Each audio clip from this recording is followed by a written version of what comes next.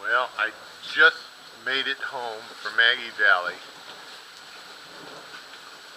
and if you can hear what's going on out there,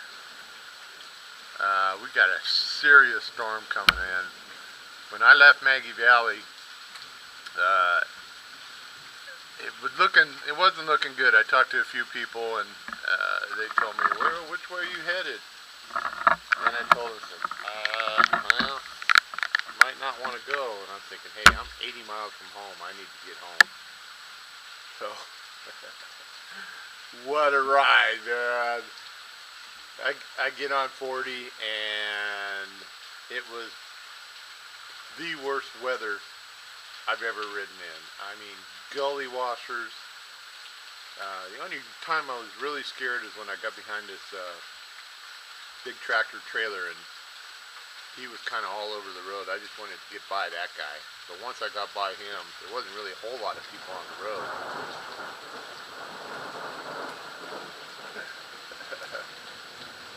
Anyway, it's raining. It's a gully washer.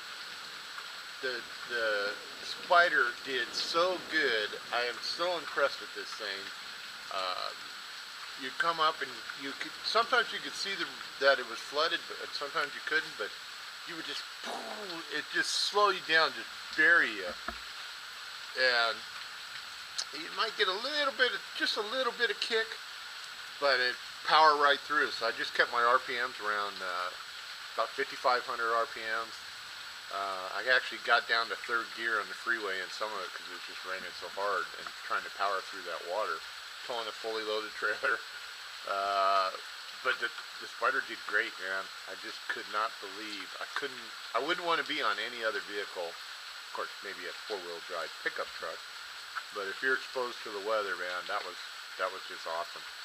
Uh, really put it to its test, and I think the trailer actually helps because having that extra tongue weight on there, I didn't get any hydroplaning. Just did what it was supposed to do. Just hung in there great. So anyway, I finally get off the highway and I get on my back roads coming to my house, and driveways are washed out everywhere, and just muddy water going across like a river. And I drive through there. I'm getting like the major spray underneath. If there was any water issues with the electrical, it would have showed up then, but it didn't. I mean, it just held great, and that never hiccuped, never skipped a beat. So I'm pretty happy about all that. And then as I'm going down the road, my display go from daylight to nighttime because it's so dark. It just nasty weather. So I'm thinking, man, this is bad. But I'm pretty happy. I'm going. I know these back roads. They're my roads. Got a little too fast on some of them, but slowed it down a little bit. I was fine. Then I got to thinking, I thought, man, I hope we don't get any rock slides or trees. And that was kind of in the back of my mind. So I'm a half a mile from my house. I turn in off Warrensburg into Old Kentucky Road, and there's a guy that just got done cutting up a major tree. I mean, it's probably was 10 inches in diameter. A pretty good sized tree that had gone all the way across my road. Just as you turn in, and fortunately he had his pickup truck there with the light going, and just got done hacking it up. He says, he's about ready for you. I think you can get by. And so I got off the Spider, set the emergency brake, and started moving all this firewood, this great bunch of firewood. And he said, where are you coming from? I said, Maggie Valley. Man, I wouldn't want to ride in that. I said, well, I didn't want to ride in that, but I wanted to get home. He said, oh yeah, he says, I just came up here, and the tree was at head height from one side of the road to the other. It had fallen over and just had crossed all over. So man, if you weren't paying attention, it would have took the top of the car off. Matter of fact, while he was there, before he could get set up and get his chainsaw out, some gal just came too fast, hit her brakes, and just slid in and touched it. So it didn't take her out or anything. do any damage, but man, can you imagine that going on a bike and all of a sudden the tree falls in front of you at head height? That would be ugly. But anyway, I helped him clear the road. I got down my road. It's a mess. It's just washed out everywhere, just flooding across it. But I am just so impressed with the Spyder. I mean, it's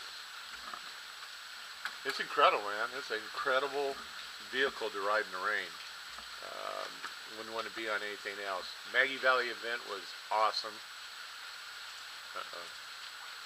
That's nothing, man. That was lightning. I want to see some serious bolts.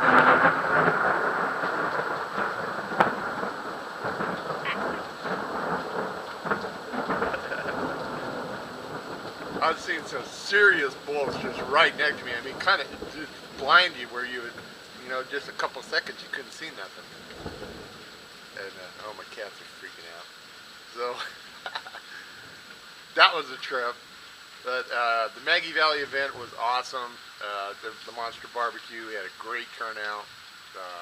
Couldn't be happier with that. I had fed over 300 people for sure. Never did get a count of spiders. I figured 150, 200 spiders. That went great. The ride in Maggie Valley was awesome. Everybody seemed to have a good time. Had some really cool spiders there. From paint jobs, customizing, all that good stuff. BRP really did a good job. I mean, they thought it out a little bit better than they did with Chicago, and took some of our input, and I was appreciative of that.